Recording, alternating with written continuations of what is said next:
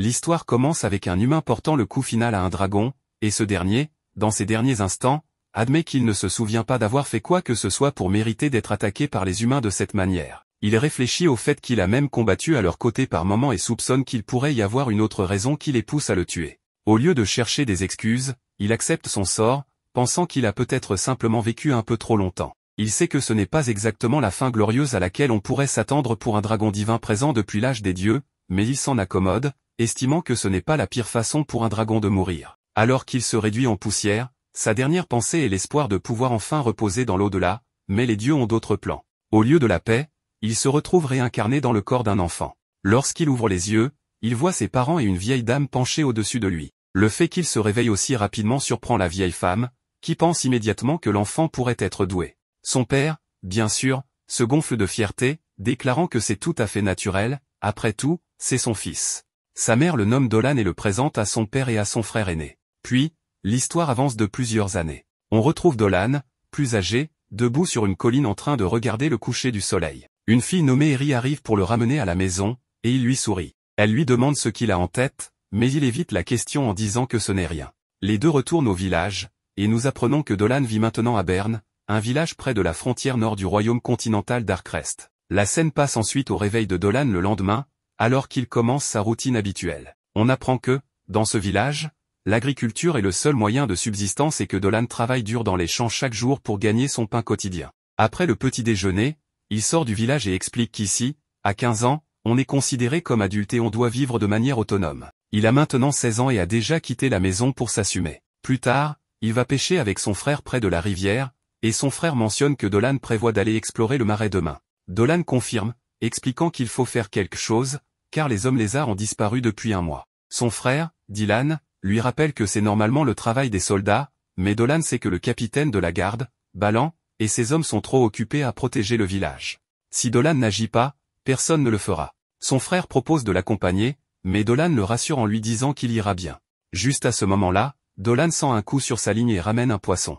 Plus tard, alors qu'il rentre au village avec sa prise, il croise la soldate Malida, qui le taquine à propos de sa pêche. Elle commente qu'au lieu de pêcher, il devrait se préparer pour son expédition de demain, mais Dolan la rassure en lui disant qu'il se prépare un peu chaque jour depuis la semaine dernière. Il la remercie ensuite d'avoir aidé à convaincre le chef d'autoriser cette mission, mais Malida balaie l'idée, disant que ce n'est pas grand-chose, car Dolan aide toujours les soldats lors de leurs entraînements. Il demande ensuite si elle et le soldat Albert partent quelque part, et il confirme qu'ils vont planifier la prochaine session d'entraînement pour les enfants. Albert conseille alors à Dolan de se concentrer sur son expédition de demain et de ne pas s'inquiéter pour eux. Dolan rentre ensuite chez lui et ajoute du sel au poisson pour le conserver.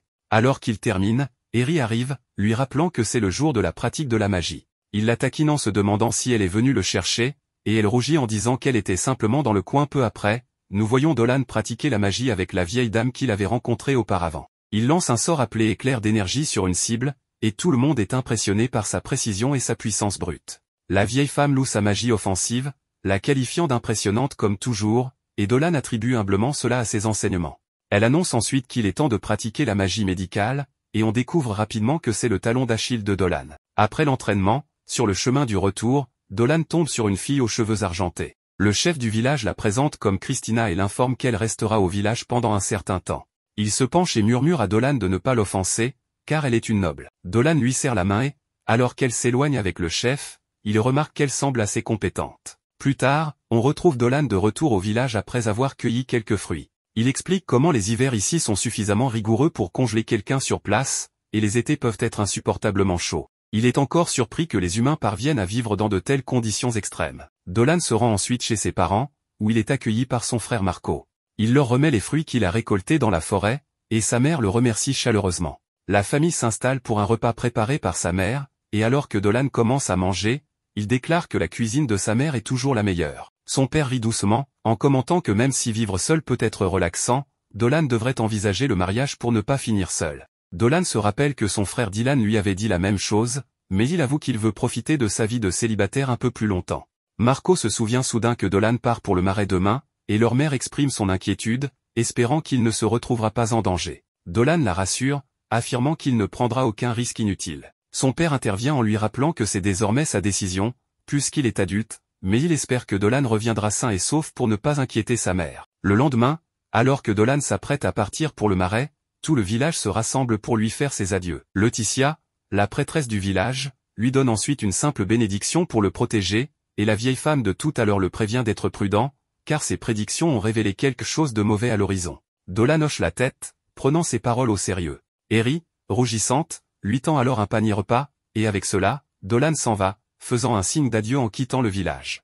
En chemin vers le marais, il explique comment les hommes lézards qui vivaient là interagissaient parfois avec les habitants de Berne, mais qu'un jour, ils ont simplement disparu. Personne n'ayant réussi à comprendre ce qui s'était passé, Dolan s'est porté volontaire pour enquêter. Après un moment, il atteint enfin le marais et commence à inspecter le lac, cherchant la cause du trouble. Il réalise rapidement que le pouvoir des élémentaires de terre est fort ici, tandis que celui des élémentaires d'eau s'affaiblit.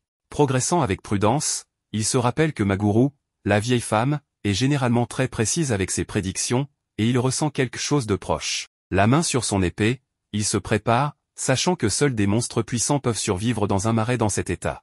C'est alors qu'il aperçoit une magnifique lamia, une créature rare dans cette région.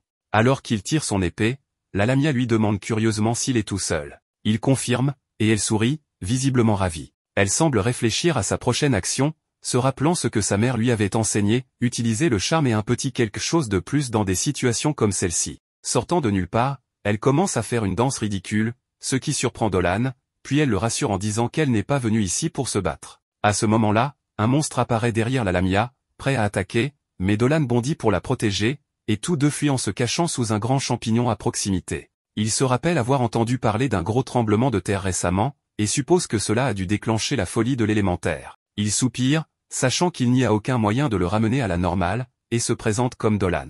La lamia se présente également, sous le nom de Selina. Dolan lui demande alors si elle sait utiliser la magie, et lorsqu'elle confirme, il lui propose de s'associer pour abattre l'élémentaire enragé. Selina, horrifiée, proteste en expliquant qu'étant elle-même un monstre de terre, ses attaques pourraient ne pas être efficaces. Cependant, elle révèle qu'elle possède un sort racial unique qui pourrait faire l'affaire. Dolan propose alors d'aller en première ligne pendant qu'elle le soutient depuis l'arrière. Selina accepte nerveusement, ajoutant qu'ils seront ensemble jusqu'à ce que la mort les sépare. Dolan ne peut s'empêcher de sourire en lui rappelant que c'est quelque chose que l'on dit quand on se marie. Selina, embarrassée, bafouille ses mots, clairement troublée. Les deux restent alors cachés en attendant que l'élémentaire de terre apparaisse. Selina, incertaine de pouvoir faire confiance à un humain qu'elle vient de rencontrer, jette un coup d'œil à Dolan, mais lorsque celui-ci donne le signal, ils chargent ensemble le monstre. L'élémentaire de terre attaque, et Dolan le bloque, protégeant à la fois lui-même et Selina. Celle-ci commence à réciter son sort racial, invoquant un immense serpent qui s'enroule autour de l'élémentaire, l'immobilisant. Dolan saisit l'opportunité pour attaquer, mais Selina ne peut pas maintenir le monstre immobilisé très longtemps, et il se libère. Heureusement, Dolan est déjà assez proche. Il esquive l'attaque de l'élémentaire, saute sur lui et canalise la magie draconique à travers son épée, tranchant le monstre en deux. Cela déclenche un petit glissement de boue, laissant Selina couverte de boue. Dolan, reprenant son souffle, lui demande si elle va bien. À part être un peu sale, Selina se porte bien. Il la remercie ensuite pour son soutien et suggère qu'il devrait la nettoyer puisqu'elle doit avoir froid. Après avoir récupéré les cristaux laissés par l'élémentaire de terre, la scène passe à Dolan et Selina, qui se réfugient dans une cabane en ruine. Dolan prépare le repas, et Selina ne peut s'empêcher de trouver amusant qu'il soit si à l'aise en sa présence. Elle le taquine, et il explique qu'elle n'est pas comme les autres lamias qu'il a rencontrées auparavant, celles-ci ont tendance à être plus méfiantes envers les humains et bien plus agressives. Il lui demande ensuite ce qu'elle fait dans la région, car il n'y a pas de village de lamia à proximité. Selina explique qu'il est traditionnel pour les lamias de commencer à chercher un mari lorsqu'elles atteignent 17 ans, et qu'elle est en plein dans ce voyage. Dolan, en hochant la tête, trouve cela plutôt intéressant. Selina ajoute alors un fait amusant, les lamias sont une race entièrement féminine, elles ne donnent naissance qu'à des filles, et les rares fils qu'elles ont sont toujours de la même race que leur père. Elle poursuit en révélant que les lamias sont le résultat d'une malédiction lancée sur une femme humaine il y a longtemps, et cette malédiction a été transmise de génération en génération. À cause de cette malédiction, elles sont en partie serpents, et leurs fluides corporels sont toxiques. Cela rend la recherche d'un mari compliquée, car celui-ci doit avoir un corps robuste et être résistant au poison, sinon, disons simplement que la procréation devient mortelle. Dolan réfléchit à la difficulté que cela représente pour trouver un partenaire, et Selina confirme que c'est le cas. Elle raconte que sa mère a rencontré son père au cours de son propre voyage, et que son père était humain, tout comme Dolan. Dolan sourit, disant que c'est merveilleux, mais cela donne à Selina l'impression qu'il la traite comme une enfant. Il précise que ce n'était pas son intention, il la trouve simplement très mignonne. Cela embarrasse Selina, et tous deux s'installent pour manger. Selina, visiblement ravie par le repas, demande avec enthousiasme de quoi il est fait. Dolan est content qu'elle l'apprécie et révèle que c'est sa mère qui lui a appris à le préparer. Il explique que, pendant les nuits froides, sa famille se rassemblait autour de la marmite et partageait ce repas. Célina remarque à quel point il doit aimer sa famille, car son visage s'illumine chaque fois qu'il en parle. Dolan admet qu'elle a raison et réfléchit au fait qu'il n'est plus un ermite solitaire vivant dans une grotte. Le lendemain, il se serre la main pour se dire au revoir. En guise de cadeau de départ, Dolan se souvient que les Lamia aiment l'énergie vitale, alors il lui en donne un peu. Cependant, cela la fait s'effondrer par accident. Inquiet, Dolan lui demande rapidement si elle va bien, réalisant que l'énergie vitale d'un dragon était peut-être un peu trop pour elle. Mais Célina le rassure, affirmant qu'elle ira bien. Il lui dit ensuite qu'il retourne dans son village, et elle mentionne qu'elle va continuer vers le sud pour trouver un mari. Dolan l'invitait à visiter son village une fois qu'elle aura trouvé quelqu'un, disant qu'il aimerait la présenter à sa famille. Célina accepte avec un sourire, et ils se séparent, chacun allant dans sa propre direction. Plus tard, un garde et un civil du village modeste de Dolan aperçurent une femme traversant le pont en direction de Berne. Le civil fit remarquer qu'il était dangereux pour une jeune femme de voyager seule comme ça, mais elle les rassura en disant qu'il n'y avait aucun problème, car elle était plus forte qu'elle n'en avait l'air, après tout, elle n'était qu'une humble Lamia. Lorsqu'ils réalisèrent qu'elle était une femme serpent, les hommes prirent la fuite, paniqués, sans oser regarder en arrière, laissant Célina frustrée par cet accueil. Pendant ce temps, chez Dolan, Maguru enseignait à ce dernier et à Eri les bases de la médecine magique. Contrairement à la médecine ordinaire, les potions magiques sont fabriquées à partir d'ingrédients infusés de magie et doivent être préparées avec une grande précaution pour être efficaces. Dans le pire des cas, la moindre erreur pouvait être fatale. À peine avait-elle fini d'expliquer cela que Dolan fit sa première erreur, et l'enseignante se mit à rire, commentant que le jeune homme n'était pas très doué pour les tâches délicates. Eri encouragea son frère à ne pas se décourager, notant qu'il avait un œil aiguisé pour les herbes médicinales et qu'il était excellent avec les enfants. Enfin, un peu timidement, elle ajouta qu'en plus de tout cela, il était aussi beau. Dolan la remercia pour les compliments, mais admit qu'il avait du mal à suivre les recettes complexes, reconnaissant qu'il avait encore beaucoup à apprendre. Quant au mélange d'Eri, Maguru n'y trouva aucun défaut et l'envoya jouer dehors. Eri, cependant, préférait aider sa mère et partit une fois excusée. Pendant ce temps, Dolan réfléchissait au fait qu'en tant que dragon dans sa vie passée, il n'avait jamais eu besoin de médicaments, ce qui expliquait pourquoi il n'était pas doué avec les choses délicates. Malgré la frustration du jeune homme, Maguru le rassura en lui disant qu'il avait une magie offensive de première classe, mais qu'il avait encore des difficultés avec la médecine magique. Néanmoins, l'enseignante lui rappela qu'il n'y avait pas de raison de se précipiter, il n'y a pas de raccourci dans la vie. Dolan avait du talent, et les obstacles qu'il rencontrerait en cours de route faisaient simplement partie du chemin pour atteindre un nouveau niveau. Il se souvint d'une phrase que Maguru disait souvent, la connaissance correcte et les petites déviations. Elle renforça cette leçon, prévoyant de lui apprendre à transformer ses échecs empoisonnés en antidotes. Plus tard, Dolan alla déjeuner chez Eri après y avoir été invité. Le père de la jeune fille prononça une prière au nom de Maïral, la déesse de la nature, pour la remercier de sa générosité. Pendant cela, Dolan réfléchit au fait que cela faisait longtemps qu'il n'avait pas vu Maïral. Après le déjeuner, Dolan se hâta, réalisant qu'il était resté plus longtemps que prévu. Avant d'atteindre sa destination, il fut arrêté par Miu, une personne bovine. Elle lui demanda si ce n'était pas son jour d'entraînement, et il confirma qu'il était en retard pour cette raison. Finalement, elle lui offrit du lait frais, car cette semi-humaine partageait son lait avec les villageois, qui l'appréciaient tous. Dolan avoua lui-même qu'il trouvait cela délicieux, mais annonça qu'il devait partir. Cependant, Miu insista, lui tendant une tasse pour qu'il boive. Après une brève hésitation, il but avec enthousiasme, puis prit congé. Non loin de là, Christina observait Dolan se précipiter à travers le champ. Un peu plus tard, il arriva enfin sur le terrain d'entraînement, où 3 jeunes garçons s'exerçaient à la lance sous la supervision d'Albert. Dolan s'excusa pour son retard, mais le professeur ne semblait pas contrarié. Au contraire, il sourit à son ami et annonça une pause. Les enfants se rassemblèrent rapidement autour de Dolan pour lui montrer leurs compétences à la lance, mais l'homme plus âgé leur dit de revenir après la pause, laissant les jeunes déçus. Soudain, Dolan sentit la présence d'un monstre à proximité. Albert remarqua le comportement étrange de son ami et lui demanda ce qui se passait, mais Dolan balaya la question, disant que ce n'était rien. Plus tard dans la nuit, Dolan retourna dans la forêt, cherchant la source de la sensation qu'il avait eue plus tôt. Dans son esprit, il s'agissait certainement d'un monstre, et peut-être même d'un familier. Suivant ses instincts, il s'enfonça profondément dans les bois jusqu'à apercevoir Célina en train de se baigner. Célina, surprise, faillit se cogner la tête en trébuchant, mais Dolan était là pour prévenir le pire. Avec tout en ordre, l'homme lui demanda ce qu'elle faisait là, mais Célina ne pouvait pas parler, se sentant trop exposée, alors elle lui demanda de fermer les yeux. Dolan ne comprenait pas pourquoi, puisque Célina était une si belle femme, et être regardée ne diminuerait en rien sa beauté. Agacé, La Lamia ne comprenait pas comment il pouvait être aussi indifférent. Il expliqua calmement que désirer les choses belles était un instinct naturel, et qu'il n'y avait rien de honteux à cela. Cela dit, Dolan apparut bientôt avec une marque de main sur le visage, s'excusant pour son manque de tact, car Célina s'était vengée. L'homme reprit alors ses questions pour savoir pourquoi elle était là. Après tout, elle avait dit qu'elle partait à la recherche d'un mari. Célina avoua que c'était bien son plan, mais que les choses ne s'étaient pas bien passées jusqu'à présent, alors elle avait décidé de rendre visite à Dolan dans son village, car voyager seul était difficile. Dolan fut ravi de sa présence et promit de faire tout ce qu'il pouvait pour l'aider. D'ailleurs, il eut la brillante idée qu'ils devraient vivre ensemble, ce qui plongea Célina dans un état de panique. Après s'être remise du choc, elle demanda s'il était sérieux, étant donné qu'elle était un monstre. Dolan expliqua que dans son village, il y avait de nombreux êtres bêtes et demi-humains, bien que les villageois puissent se méfier de Célina parce qu'elle était une Lamia,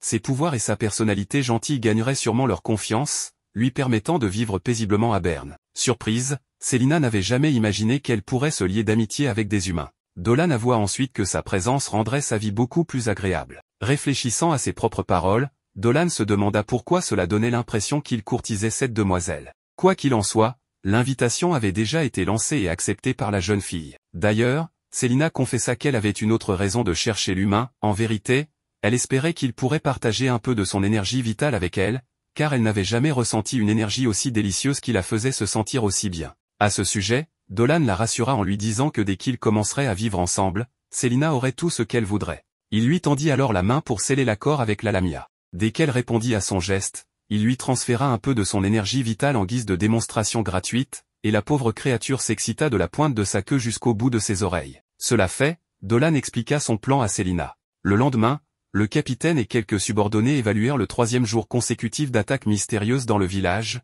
où des animaux étaient tués et laissés sur place, accompagnés d'une étrange trace enfoncée dans le sol. À ce sujet, ils pensaient que le coupable pouvait être cette ombre mi-humaine mi-créature qu'ils avaient aperçue la nuit précédente, en d'autres termes, une Lamia, un être extrêmement dangereux craint par les humains. Ce que le capitaine ne comprenait pas, c'était pourquoi elle laissait ses proies dans le village au lieu de les emporter pour les manger. Sans plus attendre, l'officier avertit les anciens du village de la menace qui rôdait sur le territoire. Tout le monde voulait comprendre pourquoi une Lamia apparaissait dans cette région, car cela arrivait rarement. Le capitaine Ballan suggéra de former une escouade pour éliminer la créature une fois pour toutes. Cependant, l'un des dirigeants fit remarquer que le village avait trop peu de gens et que ce serait trop risqué, il fallait donc demander des renforts à la capitale, ce qui signifiait envoyer un messager immédiatement. Pendant ce temps, Dolan entendit la conversation en travaillant avec Albert pour ramasser du bois, réfléchissant à la profondeur du fossé entre les humains et les monstres. Pour lui, il était triste de penser qu'une femme comme Célina, si gentille et douce, serait détestée par les gens simplement parce qu'elle était ce qu'elle était. Lors de la réunion, Maguro exhorta tout le monde à ne pas paniquer et reconnut que Ballan était profondément préoccupé pour le village. Cependant, elle expliqua que la Lamia laissait probablement les animaux en offrande au village et suggéra qu'ils essaient de comprendre pourquoi. À ce moment-là, Eri arriva à la réunion avec les résultats de la divination suggérée par Maguro. L'ancien examina soigneusement l'étrange peau et conclut qu'Eri était parvenu au même résultat qu'elle. En d'autres termes, la divination prédisait que l'apparition du serpent était un bon présage et que tout le monde devait attendre de voir ce qui se passerait. En entendant cela, Dolan se réjouit de la décision et se précipita vers Célina à la fin de la journée, sachant qu'il pouvait désormais avancer avec la dernière partie de son plan. Lorsqu'il l'atteignit, il informa Célina que le plan des offrandes avait fonctionné, puis lui expliqua l'étape suivante. Le jour suivant, Ballan expliqua aux autres soldats que la Lamia avait été aperçue dans la région, donc une nouvelle session d'entraînement aurait lieu ce jour-là pour garder tout le monde en alerte en cas d'incident. Les enfants étaient captivés par la présence imposante du capitaine, en particulier Toro, son fils.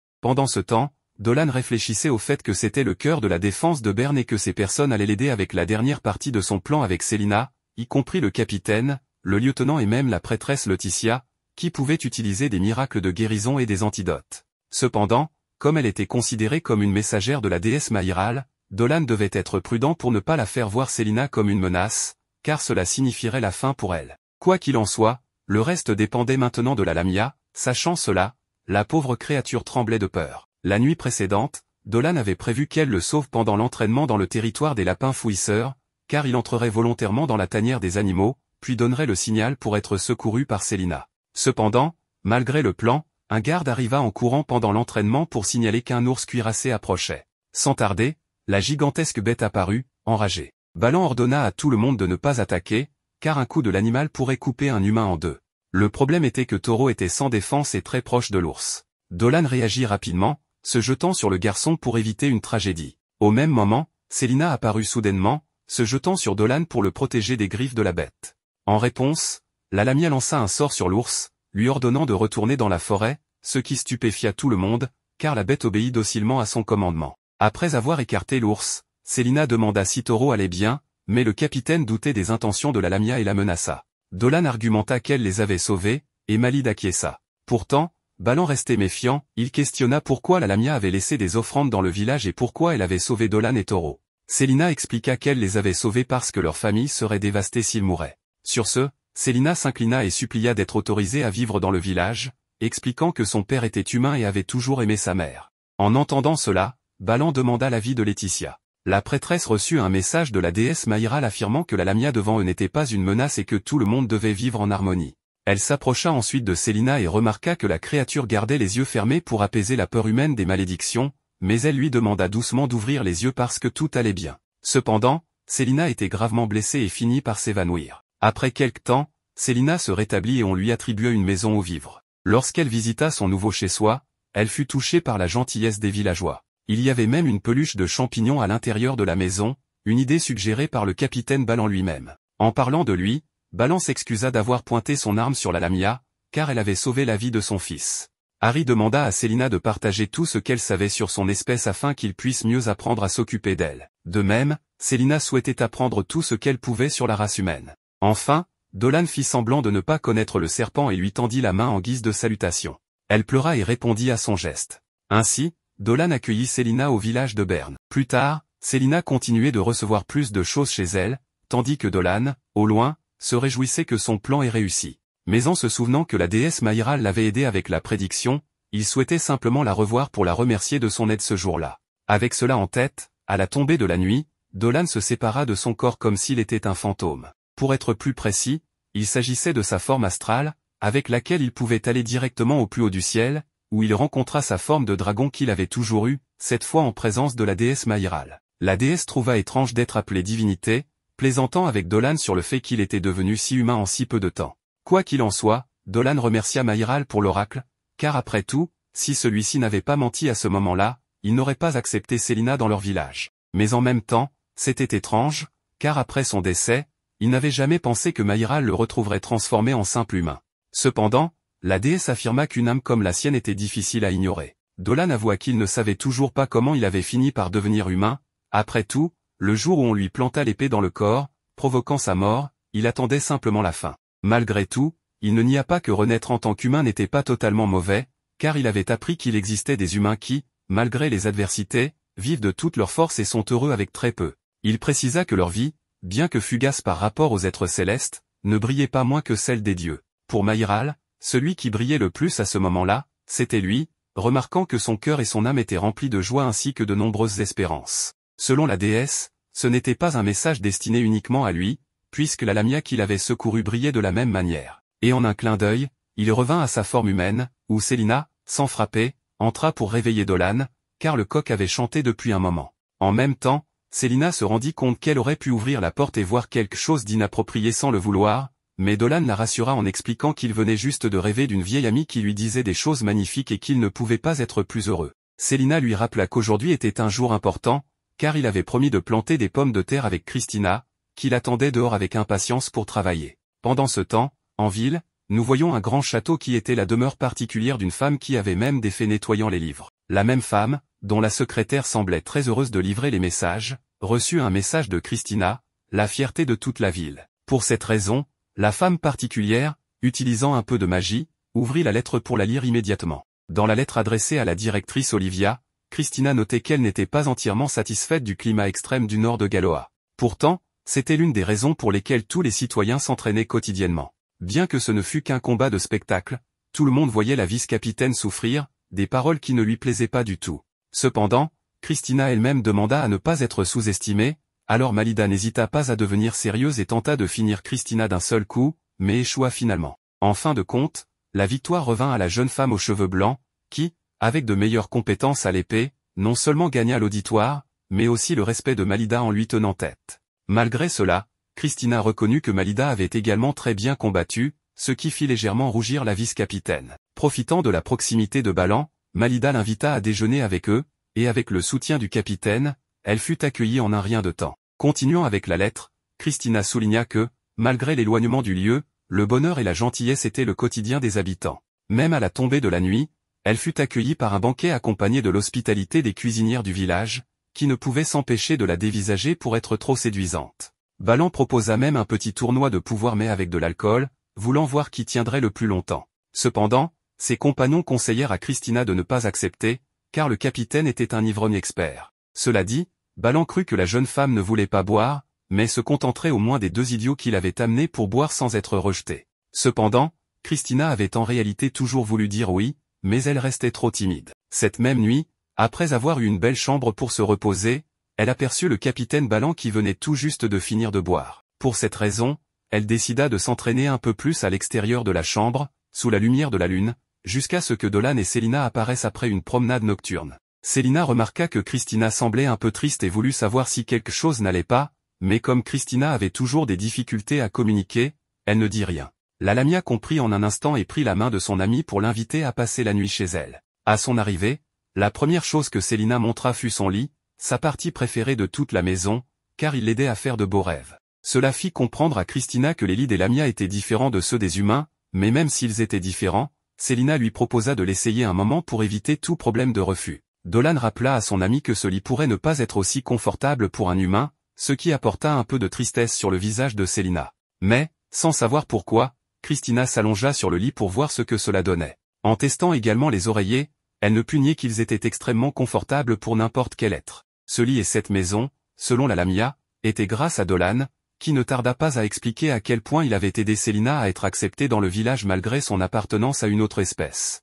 Cependant, même si tout allait bien, elle ne pouvait s'empêcher d'être heureuse, car plus elle passait de temps au village, plus elle adorait ses habitants. Elle raconta également que Balan aimait boire le lait de sa femme, et même les villageois organisaient des compétitions pour voir qui en buvait le plus lors d'un tournoi local, ce qui fit comprendre à Christina pourquoi le capitaine avait voulu rivaliser avec elle. Célina raconta aussi que le frère de Dolan était un excellent pêcheur et qu'il avait même pêché un poisson géant récemment, qu'il partagea avec toute sa famille. Dolan expliqua que non seulement son frère ou le capitaine avait des talents spéciaux, mais que les autres villageois étaient également doués dans différents domaines, il suffisait simplement de les connaître. Par exemple, Marida, malgré son statut de vice-capitaine, adorait les sucreries. Avant de continuer, Célina demanda à Dolan ce qu'il faisait là, debout, et les 2 femmes le jetèrent sur le lit pour qu'il puisse lui aussi tester son confort, ce qui les fit rire aux éclats, et qui sait quoi d'autre. Le lendemain, les villageois se réunirent pour essayer le lait de Mew. En effet, il s'agissait d'un autre défi ouvert avec Balan pour voir qui oserait boire plus de lait que lui.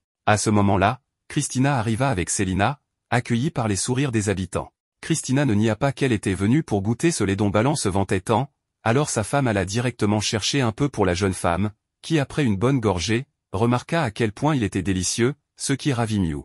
Ces paroles furent perçues comme un défi par le capitaine, qui voyait en Christina une éventuelle adversaire. Lorsqu'elle affirma être la plus grande buveuse du village, la compétition commença et de nombreuses rondes furent servies ce jour-là, jusqu'à presque épuiser Balan, qui montrait des signes de faiblesse à force de boire. Finalement, le capitaine s'évanouit après avoir trop bu, et Christina triompha ce jour-là avec un sourire sur le visage. Même après sa victoire, Dolan voulut savoir si elle se sentait bien après avoir bu autant de lait et s'il s'agissait d'une vraie victoire contre le puissant capitaine. À ce moment-là, Mew apparut pour lui demander si elle avait le temps de goûter le lait de Mirou, sa fille. Elle aurait aimé le faire goûter à son mari en premier mais en le voyant aussi épuisé, il serait préférable de ne pas le déranger pour un moment. Christina prit donc une grande gorgée pour évaluer la qualité de ce lait, le trouvant encore plus sucré que le précédent, ce qui la rendait vraiment délicieux, et finit par recevoir un grand câlin de Mirou, rempli de joie. À la fin de la lettre, Olivia Lucqueberne semblait faire un trou dans son cœur. Au même moment, une visite arriva pour Olivia, qui se retrouva en un clin d'œil dans une fête très importante. Mais depuis la distance, elle entendait les murmures de tout le monde, disant que Christina s'était liée d'amitié avec une Lamia, et les gens de la haute société n'étaient pas très à l'aise d'être proches d'un monstre dangereux. Ces rumeurs arrivèrent jusqu'à Kyrène, qui se rendit auprès d'Olivia pour en savoir plus sur cette Lamia. Selon elle, il était essentiel de tout savoir sur la menace que Christina pourrait affronter. Après tout, une Lamia était une créature dangereuse à garder près de soi, et avec la vague de disparitions qui avait eu lieu dans la ville, il valait mieux protéger la chère Christina. Cependant, la directrice affirma qu'il n'y avait rien à craindre, car selon son élève, la Lamia était très amicale. De plus, l'oracle de la déesse Maïral avait demandé aux habitants du village de vivre avec elle, des paroles que Kyrène ignora, préférant se précipiter pour sauver Christina du danger. À cet instant, un homme qui semblait être le propriétaire de ces terres affirma qu'il partirait bientôt pour protéger la jeune fille de tout péril. De retour auprès des protagonistes, ceux-ci venaient de finir de planter les pommes de terre, mais Célina avait commis l'erreur de les planter trop proches les unes des autres. C'est alors que Kless apparut en courant pour annoncer qu'il y avait un problème et qu'il devait se rendre immédiatement à la porte du village, où le maire cacha Christina aussitôt. En effet, l'homme que nous avions vu auparavant, nommé Goda, était aussi le commissaire de la frontière nord, et accompagné de ses soldats, il voulait savoir pourquoi Dolan avait amené une lamia sur ces terres sacrées du roi. Avant que Dolan ne puisse dire un mot, le prêtre voulut rappeler à Goda que l'oracle de Maïra les avait bénis avec la jeune lamia. Cependant, l'ancêtre n'était pas très croyant et voulait simplement éliminer la menace avant qu'elle ne fasse du mal. Dolan rappela à l'homme que la parole de la déesse était plus que suffisante pour ce genre de choses, mais l'ancêtre lui rappela que, s'il voulait rester sur ces terres, il devait se présenter devant le général, qui déciderait si la lamia était dangereuse ou non, les lois étant la priorité dans ce monde. Dolan, en tant que responsable de son arrivée, voulut l'accompagner. Goda n'y vit aucun inconvénient, pensant qu'il souhaiterait sûrement aussi s'entretenir avec lui pour la même raison. À leur arrivée au crépuscule, les villageois remarquèrent que leurs amis étaient emmenés, et Christina songea à parler à la directrice de cette affaire, pensant qu'avec un peu d'influence, elle pourrait changer les choses.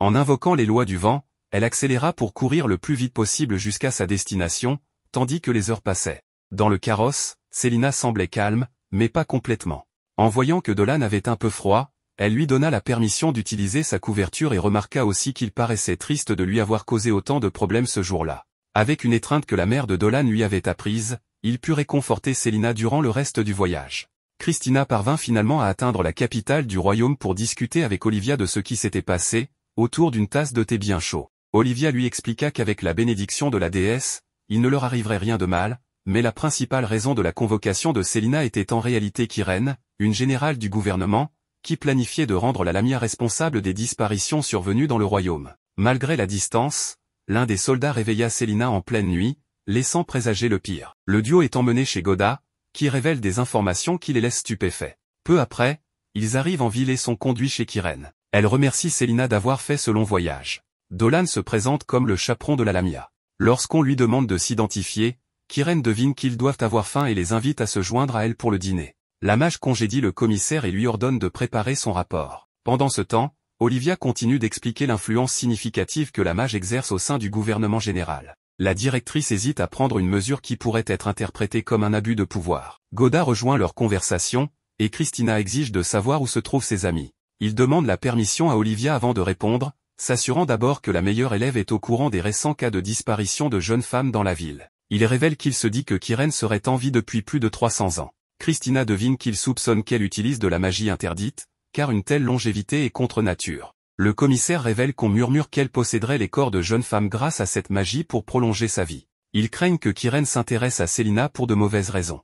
Le trio se prépare à confronter la mage. La directrice ne voulait pas impliquer une étudiante dans cette affaire, mais elle voit qu'elle n'a pas d'autre choix. Pendant ce temps, Dolan et Célina sont assis à une table remplie de nourriture, et Kyrène informe ses invités qu'ils peuvent manger ce qu'ils veulent. Il la remercie, et la mage promet de faire en sorte que Célina puisse visiter Galoa sans incident à l'avenir. Célina avoue qu'elle pensait qu'elle allait être éliminée lorsque tous les soldats l'ont entourée. Kyrène lui dit que c'était une possibilité si leurs soupçons selon lesquels elle manipulait les villageois avec ses yeux maudits étaient confirmés. Cependant, elle admet que cela aurait été une erreur, car Célina est si pure et belle, elle n'a jamais vu une lamia aussi éblouissante. La mage souligne tous les aspects désirables de Célina avant de déclarer qu'elle veut la dévorer avec un regard dérangé. À ce moment-là, Dolan et Célina s'effondrent, leurs boissons ayant été trafiquées. Kyrène les emmène dans son laboratoire et les fait attacher. La mage est excitée car cela faisait longtemps qu'elle n'avait pas capturé de lamia. Elle admire la peau de Célina et a hâte de la faire sienne. Dolan l'arrête alors qu'elle s'apprête à faire la première incision. Kyrène est surprise de le voir réveillé et se demande si elle a fait une erreur avec le dosage.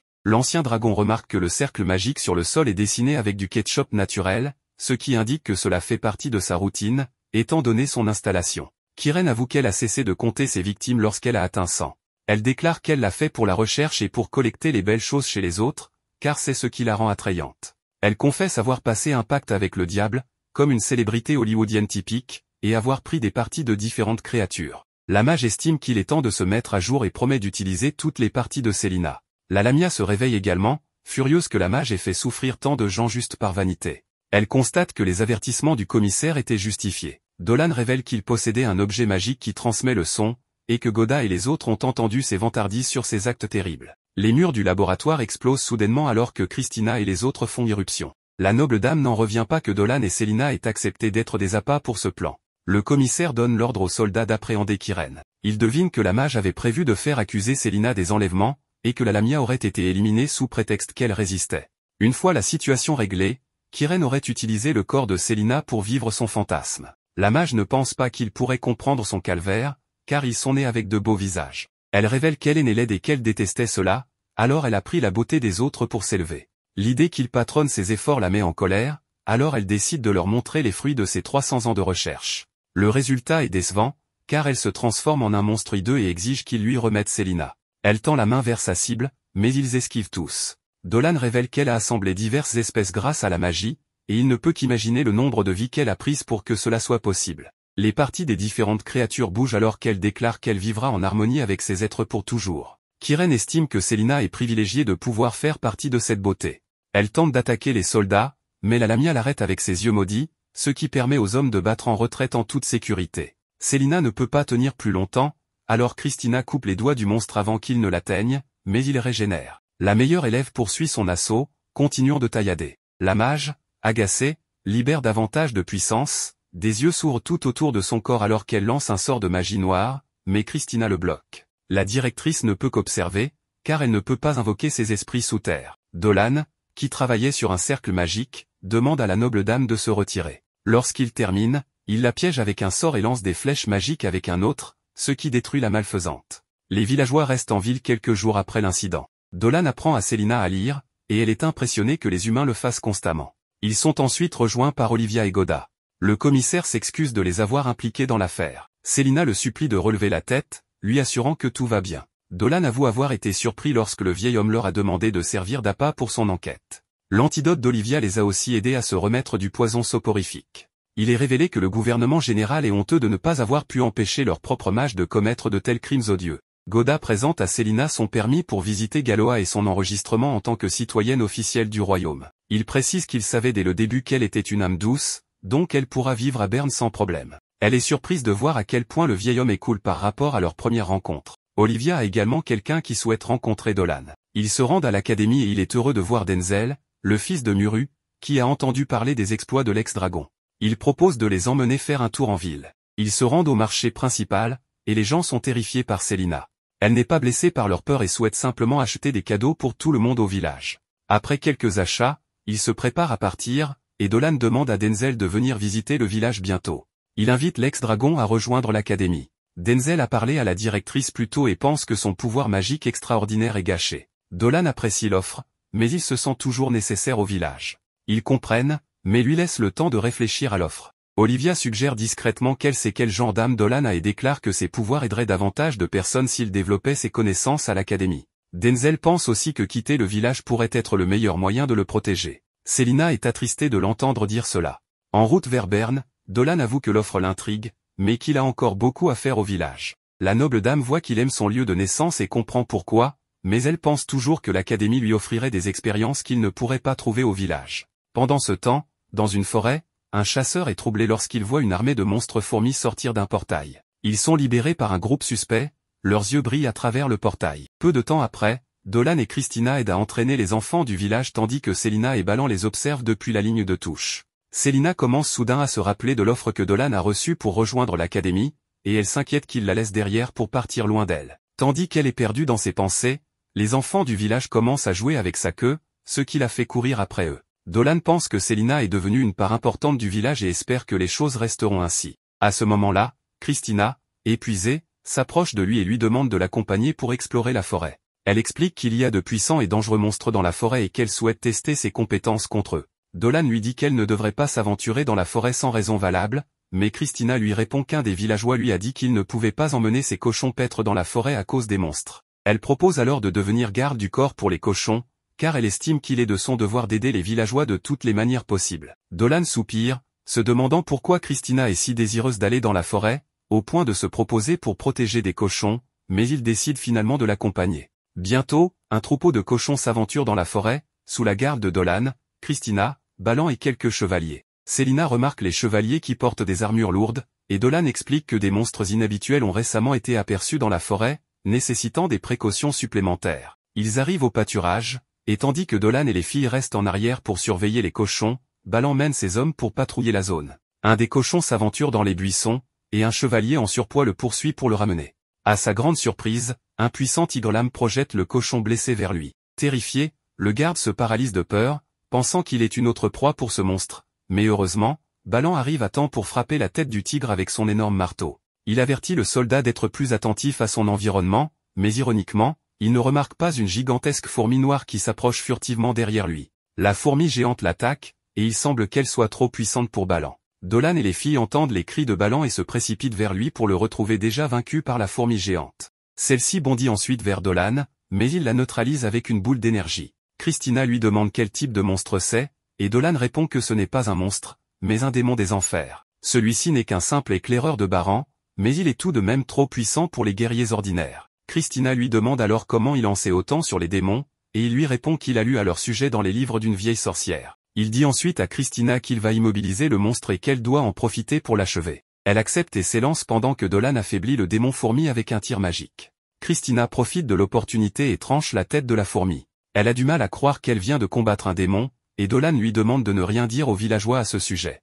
Il retourne au village, et la nuit, tout le monde se rassemble chez le chef du village. Celui-ci revient de la maison de Balan après s'être assuré de son état et informe les villageois que Balan est toujours inconscient, bien que sa vie ne soit plus en danger. Les villageois discutent alors de cet étrange monstre, assez puissant pour vaincre le capitaine des soldats du village. Peu après, la vieille sorcière arrive avec de bonnes nouvelles, Balan a retrouvé ses esprits et devrait bientôt aller mieux. Cependant, elle remarque que Balan a été blessé par une créature encore plus puissante que le tigre-lame. Dolan affirme qu'il se passe quelque chose de grave dans la forêt et se porte volontaire pour enquêter. La vieille sorcière lui conseille de vivre en harmonie avec la nature, peu importe les défis qu'elle impose, expliquant que la créature n'a attaqué Balan que parce qu'ils ont envahi son territoire. Dolan insiste pour enquêter, arguant que la situation pourrait empirer, et la sorcière accepte finalement, à condition qu'il emmène quelqu'un avec lui. Christina se porte volontaire, mais le chef du village refuse, estimant que sa sécurité est essentielle. C'est alors que Célina saisit l'opportunité et se propose, ce à quoi Dolan ne peut dire non en voyant sa détermination.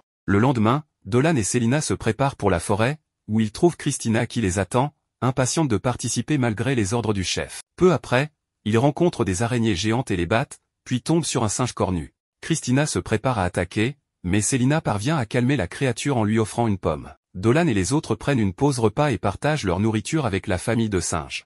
Christina demande à Célina si elle n'a pas peur des monstres, et celle-ci lui rappelle qu'elle en est elle-même. Célina encourage Christina à nourrir les bébés singes, et elle commence à les trouver adorables. Dolan observe que les créatures ont été chassées de leur territoire par un monstre plus puissant. Pendant leur pause, Célina remarque à quel point Christina est gracieuse même en mangeant un simple morceau de pain.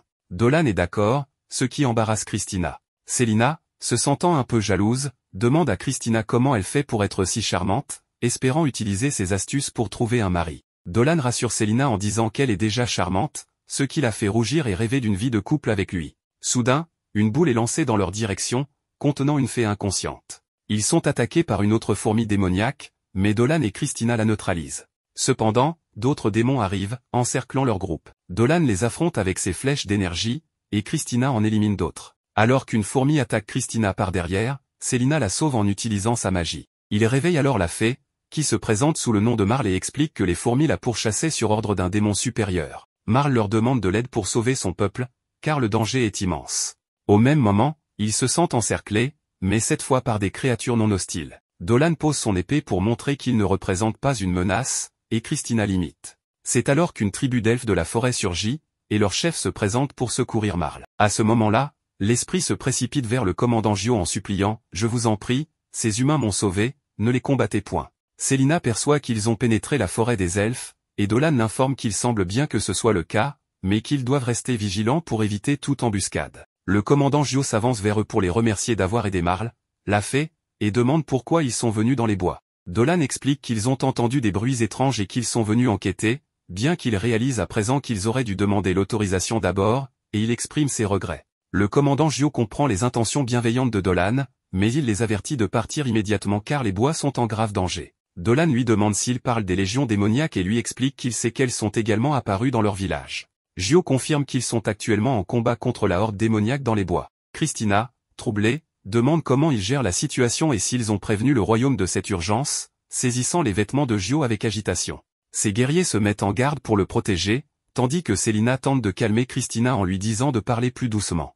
Mais Christina rétorque, comment puis-je parler doucement alors qu'un seul démon peut causer une dévastation massive, sans parler d'une légion entière? Elle se tourne vers Gio en lui proposant leur aide, voyant que ces humains veulent réellement aider et semblent robustes, notant que Christina est particulièrement habile à l'épée. Dolan, observant la détermination de Christina, songe que son tempérament fougueux sert leur cause en ayant influencé les elfes. Il réfléchit à ce qu'ils ont dit au sujet de la horde démoniaque et de la possibilité d'un portail colossal reliant le royaume démoniaque au bois dangereux. Si le portail se manifeste complètement, des démons plus grands et plus puissants pourraient émerger, mais il jure de les anéantir avant cela. Dolan fait alors une proposition au commandant Gio, puisque la situation est une urgence, comme il l'a déclaré, il ne pourra pas gérer cela seul. Il demande s'ils peuvent aider temporairement, même si cela enfreint les règles. À cet instant, le frère de Gio intervient pour dire qu'il apprécie le devoir de son frère en tant que chef, mais qu'ils doivent avant tout protéger leurs compagnons de village, même si cela signifie ignorer les règlements.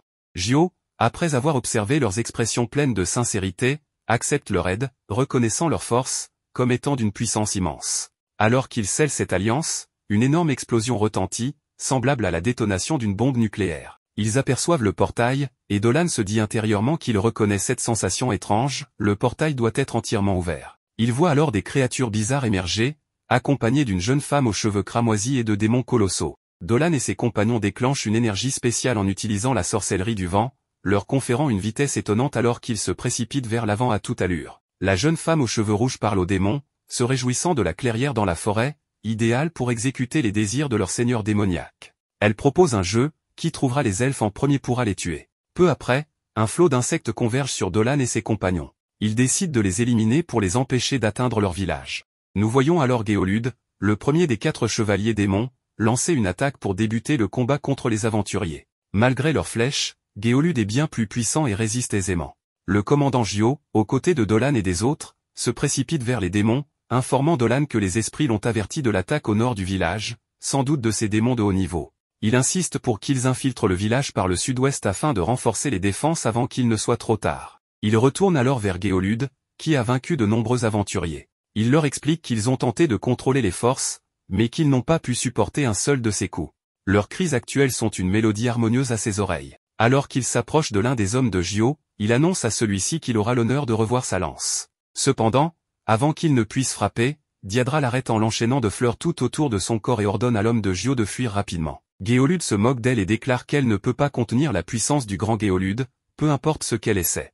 Mais il s'effondre rapidement alors qu'elle siphonne son sang et son énergie mystique pour se fortifier. Ils reviennent alors à Gio et ses guerriers, qui abattent de nombreux monstres. Dolan utilise son pouvoir pour générer d'innombrables flèches afin de frapper ses ennemis, et il leur montre que des flèches tombent du ciel et tuent les insectes. Christina se précipite rapidement vers un groupe d'insectes et les élimine. Gio ordonne à tous de se hâter pour pénétrer par cet emplacement spécifique. Ils s'arrêtent à un endroit où Dolan leur explique qu'ils doivent gagner du temps. Il leur donne des cristaux à utiliser pour des incantations puissantes. Célina reconnaît que ces cristaux sont les cristaux mystiques des marais, et Dolan le confirme. Christina et Célina utilisent leur capacité pour lancer les incantations nécessaires. Christina génère un tourbillon et anéantit un groupe d'insectes, tandis que Célina utilise son incantation pour élever de nombreux rochers du sol et éradiquer un autre groupe. Dolan décide d'utiliser son pouvoir également et lance des flammes sur les insectes restants, les détruisant tous. Dolan et ses compagnons rejoignent ensuite Gio, qui le félicite en affirmant que ses exploits remarquables le rendent plus dépendant d'eux. On observe alors Diadra en compagnie de Géolude, qui lui reproche d'avoir commis de nombreuses erreurs en écrasant la végétation, en tuant des insectes et en prenant les vies de ceux qui habitent les bois. Géolude répond qu'il ne considère aucun de ces actes comme des transgressions, car pour lui, la véritable transgression est d'être faible. Il explique que les habitants de cette forêt ont été tués parce qu'ils étaient faibles. Diadra s'adresse à Géolude et lui dit que ses paroles irritent ses oreilles. Elle ajoute qu'il est extrêmement faible et que sa présence dans ce monde est une erreur. Elle utilise sa magie, mais Rafflesia émerge et le sauve, rompant l'incantation. Elle exprime sa satisfaction de rencontrer une personne possédant une puissante énergie mystique, et se présente comme l'une des 4 chevaliers démons. Dolan et ses compagnons arrivent rapidement, et Gio indique qu'ils sont dans l'établissement elfique, mais qu'ils n'ont pas le temps d'explorer. La scène se déplace alors vers le brutal Géolude, qui s'adresse à Rafflesia et lui fait savoir qu'il n'avait pas besoin de son aide, car il aurait pu s'en occuper lui-même. Rafflesia lui répond qu'il feint la force, mais que sa fonction est de se précipiter pour semer le désordre, et qu'il n'a donc pas d'autre option. Il rétorque que sa fonction est de tuer leurs adversaires avant tout le monde. Elle lui répond qu'il est le seul à le croire et qu'ils doivent maintenant se préparer à infliger de la souffrance à Diadra. Diadra rit en leur faisant remarquer qu'ils collaborent, et leur annonce qu'elle va les affronter tous les deux avec ses compagnons. Diadra tente de faire appel à sa magie, mais constate qu'il n'y a aucune réaction. Rafflesia se moque d'elle en lui disant qu'elle fait appel aux esprits des fleurs, ajoutant qu'elle a vu une belle collection de fleurs en venant ici et qu'elle n'a pas pu s'empêcher d'en savourer quelques-unes. Elle précise que l'esprit du lys s'est fané en hurlant, et que l'esprit du ginseng a supplié de l'aide en se fanant. Les esprits du lys blanc ont été déchirés par ses griffes, mais les fleurs rouges étaient les plus dévouées et ont crié pour de l'aide. Diadra devient furieuse et hurle que tous les esprits qu'elle a anéantis étaient ses compagnons et sa famille. Elle attaque Rafflesia avec sa magie, mais Rafflesia rit et affirme que cette fureur est pour une raison futile. Elle explique que les fleurs rivalisent pour se nourrir dans la terre pour grandir, et que Diadra devrait se réjouir qu'il y ait moins de concurrence. En réalité, elle lui assure qu'elle devrait la remercier. Diadra lui promet alors qu'elle paiera pour ce qu'elle a fait, et qu'elle ne laissera pas une trace d'elle. Elle attaque avec des branches d'arbres, mais Rafflesia crée une barrière et affirme qu'elle est aussi un esprit des fleurs, mais que sa fleur ne pousse pas à la surface de ce monde. Elle révèle qu'elle est une fleur du royaume démoniaque, épanouie seulement par le sang et la vie, et que toutes les créatures n'existent que pour nourrir sa croissance. Diadra tente d'utiliser sa magie à nouveau, mais Rafflesia la neutralise. Diadra lui rappelle alors qu'elle devrait comprendre que plus une fleur est magnifique, plus ses épines sont acérées, et que c'est un ancien proverbe qu'elle devrait retenir. Rafflesia devient furieuse en voyant du sang sur son visage, et déclare qu'il est impardonnable pour un simple esprit des fleurs de salir sa beauté, affirmant qu'elle a commis une transgression grave. Diadra lui répond que sa colère est futile et qu'elle a décidé de la tuer. Leur affrontement s'intensifie. Géolude annonce que c'est lassant et qu'il va conclure cela d'un seul coup de sa lance. Il ajoute qu'il ne pense pas que ses lianes fonctionneront contre lui sans l'élément de surprise. Tous deux attaquent Diadra ensemble, et Rafflesia la frappe, la faisant s'effondrer au sol, blessée et avec son énergie épuisée. Elle murmure qu'elle ne peut pas mourir avant de venger ses compagnons et sa famille. Soudain, une force puissante descend des cieux, Dolan se matérialise, et tout le monde reste stupéfait, car il est humain. Et malgré le fait qu'il ait des ennemis devant lui, il leur tourne simplement le dos pour montrer son inquiétude pour Diadra. Cet acte offense profondément Géolude. Mais avant qu'il n'essaie de l'attaquer, Christina apparaît pour l'interrompre. Juste après, Dolan dégaine son épée et l'attaque aussi, mais sa lame manque de très peu le coup de Géolude, qui prend rapidement ses distances. Pendant ce temps, Rafflesia profite de l'occasion pour utiliser sa magie et apparaître derrière Dolan pour l'attaquer, mais une flèche se dirige vers elle à grande vitesse pour la stopper, grâce au soutien des elfes, ce qui la met en colère. Quelques secondes plus tard, un violent tremblement se produit alors que le portail s'ouvre de nouveau, laissant apparaître le plus puissant des chevaliers démoniaques, Georg. À son arrivée, Géolude souhaite éliminer les humains le plus rapidement possible, mais soudain un puissant mana fait irruption sur la scène. Il s'agit de Célina, qui, sans plus attendre, libère son pouvoir, sa fureur étant déclenchée par les dommages infligés aux elfes et aux esprits. Après avoir récité un sort, elle envoie un grand groupe de serpents sombres vers Géolude. Rafflesia se précipite vers Célina, désirant se nourrir de son mana, mais c'est ce que Dolan attendait. En quelques secondes, il lance un sort rapide pour envoyer une boule d'énergie. Diadra combine cet assaut avec un des siens, causant ainsi des dégâts considérables. Après cela, Dolan félicite Célina pour son bon travail, car elle est capable de retenir Géolude. Profitant de sa vulnérabilité, elle prend le temps de préparer un puissant sort pour créer une lance, mais au lieu de la lancer sur Géolude, elle la dirige vers un objet qui s'approche d'eux, lancé par Georg, qui ne semble pas vouloir les laisser nuire à son compagnon. L'impact des deux objets crée un écran de fumée, permettant à Geren d'apparaître sans attirer l'attention. Là, il dit à Géolude qu'il est pathétique et, après s'être présenté, défie Célina en duel. Cela ne fait qu'énerver Géolude, qui libère une force lui permettant de se libérer, lui faisant bien comprendre que Célina est sa proie. Voyant qu'il s'apprête à l'attaquer, Dolan n'hésite pas à aller la protéger, mais n'arrive pas à temps. Christina intervient alors pour la défendre. La situation devenant sérieuse, Christina décide de libérer le pouvoir de son épée et l'utilise habilement pour atteindre Géolude par son angle mort et lui planter son épée dans le cou.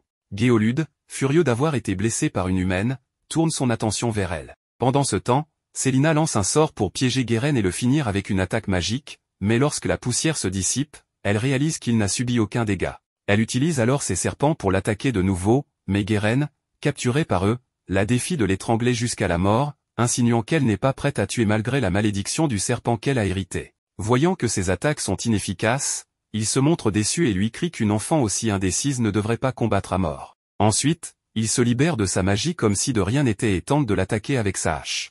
Heureusement, Dolan arrive juste à temps pour la protéger, et contre-attaque en chargeant son point d'énergie pour donner à Geren un coup puissant qui le repousse de plusieurs mètres. Soudain, Un cri se fait entendre et quelqu'un arrive sur le champ de bataille depuis le ciel. Dolan reconnaît immédiatement qu'il s'agit du 4e et dernier chevalier, qui est plus fort que les autres, ce qui change l'expression de Dolan. On informe Gio de la situation de son peuple, mais il reste concentré sur ce qui vient d'apparaître sans savoir ce qu'est ce terrible mana. Georg s'excuse auprès de Geren pour s'être mêlé de son combat, mais celui-ci lui répond qu'il n'y a pas de problème et s'éloigne. Dolan pense que Géolude et ses compagnons aiment torturer, mais que ce type est différent, il a une aura de combat aiguisée et raffinée, cherchant avant tout l'excitation de la bataille, un peu comme Goku. Georg lui dit qu'il trouve impressionnant qu'il n'ait pas peur et qu'il soit même capable de leur faire du mal, et ajoute qu'il n'avait pas rencontré une telle force depuis longtemps. Ensuite, il sort ses 2 grandes épées, convaincu que ce combat sera amusant. Dolan s'avance immédiatement pour croiser le fer avec lui et en profite pour se présenter, espérant qu'il n'oubliera pas son nom. Georg mentionne qu'il connaît quelqu'un portant ce nom, mais doute qu'il y ait un lien avec lui. Dolan parvient à repousser son épée, mais Georg frappe ensuite avec le tranchant de ses 2 épées contre la sienne. Malgré cela, Dolan repousse ses armes en utilisant son propre pouvoir, ce qui intrigue Georg, qui se demande ce que c'était. Dolan s'éloigne, préoccupé par le fait que Georg pourrait avoir détecté son mana de dragon, mais sachant qu'il ne peut pas s'arrêter, il continue d'attaquer. Il montre alors une force impressionnante à Georg, combinée avec un sort explosif, mais quand la poussière se dissipe, il voit que cela ne lui a rien fait. Dolan comprend que Georg a bloqué son sort en utilisant son bouclier et ses 3 épées pour encaisser les dégâts. Christina reste impressionnée par un tel combat, tandis que Dolan semble maîtriser le démon. Diadra, quant à elle, se demande qui peut bien être cet homme. Conscient de son immense pouvoir, Georg dit à Dolan qu'il est impressionné par ses capacités. Dolan répond qu'il pensait récemment qu'il était un démon comme les 3 autres, mais qu'il voit maintenant qu'il est d'un autre niveau et qu'il doit être une ancienne divinité, un dieu déchu. En entendant cela, Georg dit qu'il a du mal à croire qu'un humain puisse remarquer cela et pense qu'il cache également une autre identité. Dolan lui répond qu'il ne compte pas la révéler ici, tout en se plaignant intérieurement de ne pouvoir le vaincre sous forme humaine. Cependant, s'il utilise tous ses pouvoirs de dragon, il risque de détruire le village des elfes. Georg lui donne raison, disant qu'il est inutile de parler, et qu'il vaut mieux laisser leurs épées s'exprimer. De plus, avec ses 3 épées, elles en diront plus que sa langue. Il attaque alors Dolan à grande vitesse, et ce dernier bloque le premier coup avec difficulté à cause de sa force écrasante. Cela ne fait qu'accroître l'enthousiasme de Georg, qui enchaîne ensuite de rapides attaques. Une fois qu'il les esquive,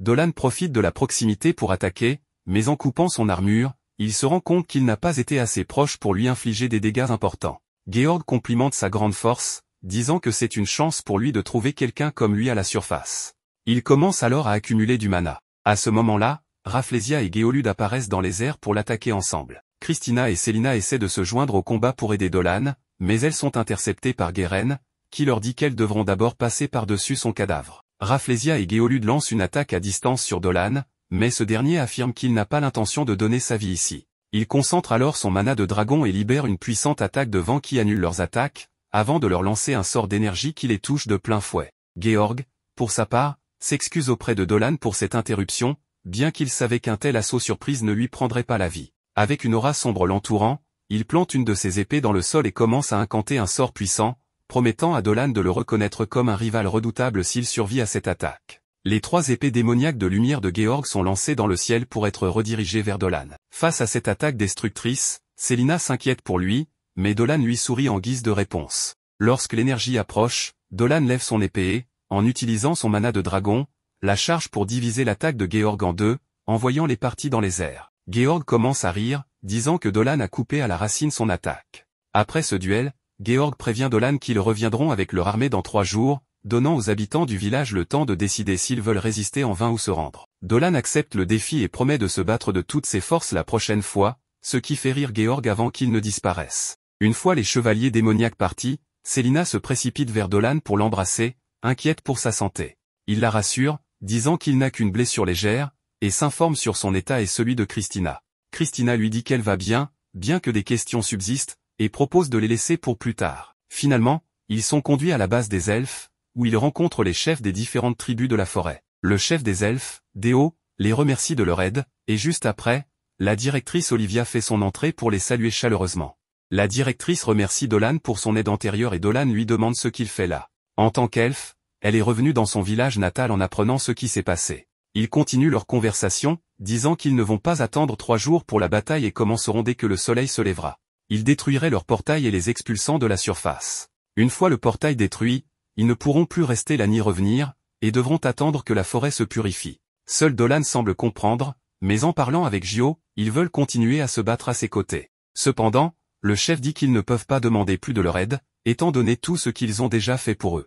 Mais le reste des chefs n'est pas d'accord avec Deo et lui propose de laisser les étrangers les aider car ils ont fortement besoin de coups de main.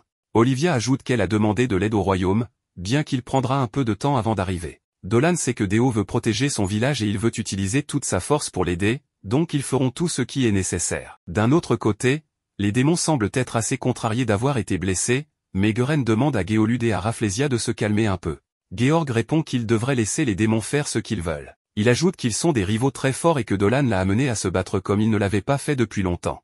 Cela surprend d'autres démons, car Georg n'aimait pas se battre en dehors du ciel. Ainsi, il sait qu'il a réalisé quelque chose pendant le combat. En faisant partie de l'armée d'Ardès, le dieu de la guerre, il a ressenti un pouvoir similaire à celui qu'il avait lorsqu'il était un ange et a vu au loin le grand dragon invoqué par Maïral, qui avait déjà massacré des démons auparavant et inspiré la peur lorsque son nom était prononcé. Ainsi, même en étant humain, il sait que ce sera une bataille qui les fera brûler de sang. Pendant ce temps, il se dirige vers Diadra en lui disant qu'il la cherchait, mais elle répond qu'elle n'est pas d'humeur et ne sait pas ce qu'elle ferait si Dolan s'approchait. Dolan dit qu'il veut s'occuper de quelque chose avant la bataille, puis s'approche d'elle sans qu'elle ne le remarque et la surprend. Il remarque que ses blessures ne se sont pas guéries et veut y jeter un coup d'œil, observant la grande plaie qu'elle a à l'estomac. Il dit qu'il va la désinfecter avec un peu d'énergie vitale. Dolan parvient à guérir la blessure de Diadra, et elle se demande s'il est vraiment humain. Dolan lui répond qu'elle doit simplement le traiter comme un humain normal, malgré ses particularités. Après avoir soigné ses blessures, il remarque qu'elle pleure. Les esprits qu'a tué Rafflesia étaient tous bons et ne méritaient pas de mourir de cette façon. C'est pourquoi elle doit venger leurs âmes. Dolan lui demande si elle lui permet de l'aider, et elle, avec un sourire, le remercie de prendre soin d'elle et se réjouit d'avoir parlé avec lui. Plus tard, Dolan revient à la maison, voyant que les elfes ont apporté du thé, qu'ils ont bu sans lui. Cependant, Célina lui apporte le dîner, ce que Fio a fait, car ils ne peuvent pas se battre le ventre vide. En goûtant la nourriture, Dolan dit que c'est tellement délicieux qu'ils pourraient manger sans arrêt. Ils disent que Christina a aussi tout mangé en un clin d'œil, ce qui étonne Célina, car elle mange beaucoup et est mince. Elle répond qu'elle ne prend pas facilement du poids, en plus de faire beaucoup d'exercices. Cependant, Célina dit qu'elle a une taille de guêpe et de la chair là où il faut, ce qui la rend jalouse. Fio ajoute que les deux ont de gros seins et une belle silhouette, mais elle se gêne que Dolan les regarde. Christina dit qu'elles sont assez âgées pour y penser, mais ce n'est ni le moment ni l'endroit. Cependant, Dolan ajoute qu'il ne pensait rien de mal, mais que Fio n'a rien à envier aux filles. Ainsi, Fio suggère qu'il laisse ce sujet pour plus tard, sinon cela pourrait devenir gênant pour tout le monde. Il décide donc d'aller dormir. Pendant que Célina emporte les assiettes sales, Dolan remarque quelque chose chez elle. Alors qu'ils vont se coucher, Dolan ne parvient pas à dormir et remarque que Célina n'est pas dans son lit. Il s'approche d'elle et, en l'appelant, lui demande si elle n'arrive pas à dormir. Dolan hésite et lui dit qu'il n'a pas pu dormir non plus, alors il va la rejoindre un moment. Célina lui répond qu'elle a trouvé ce qui semble être son endroit préféré et qu'elle se sentira mieux en le voyant. En s'approchant, Dolan est surpris par la magnifique vue, car les elfes ont vécu en harmonie avec la nature pendant des millénaires. Célina dit que c'est magnifique, mais que les forgerons doivent être en train de travailler pour se préparer à la bataille. Dolan s'assoit à côté d'elle et dit que ce paysage purifie l'âme. Pendant qu'il parle, Dolan dit qu'il ne se considère pas comme insensible, car il a remarqué ses nerfs depuis leur arrivée au village, et il reconnaît qu'il l'a impliquée sans savoir qu'elle allait se battre. Cependant, Célina répond qu'elle n'a pas peur de se battre, qu'elle aurait pu tuer le démon facilement, mais qu'elle n'en a pas été capable,